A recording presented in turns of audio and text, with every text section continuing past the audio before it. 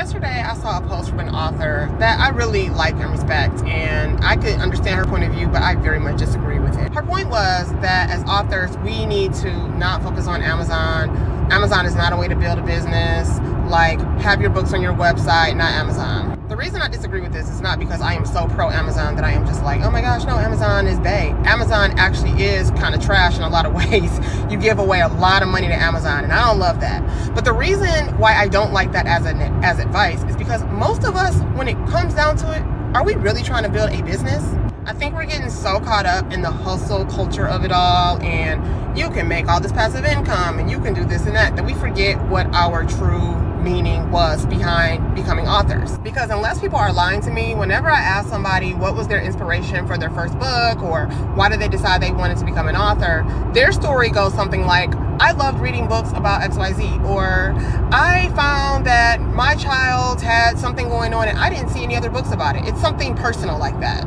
Contrast that with, why did you become an engineer or an accountant? Why did you decide to major in business in school? And the answer is like, oh, because I looked at the starting salaries, or, I knew that there were jobs out there, and basically you choose those kinds of positions for money. And listen, I totally agree with ownership. I believe in taking your stuff. I mean, in fact, who knows if TikTok's going to be around in a month, because what's going on with all this stuff, right? So you have to have your own space. Absolutely agree. But what I think people downplay is the level of work and effort to sell books from your own website. Oh my God.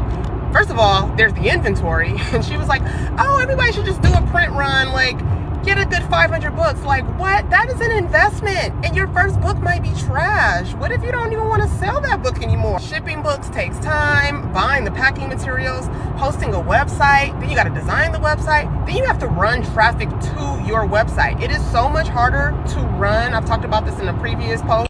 Also, when you do print on demand, which you can do print on demand and then have it on your website, but when you do print on demand, you can publish so many more books, so you can move on to the next project. And it's not about becoming the most successful, richest, whatever author. You're getting your message out there, and that's so much more fulfilling. So look, go ahead, just suck it up. You might end up with a tiny little royalty at the end of the day in comparison to if you sold it off your website. But if you ain't ready for your website, it is perfectly fine to sell your books on Amazon and to keep doing that for as long as you need to.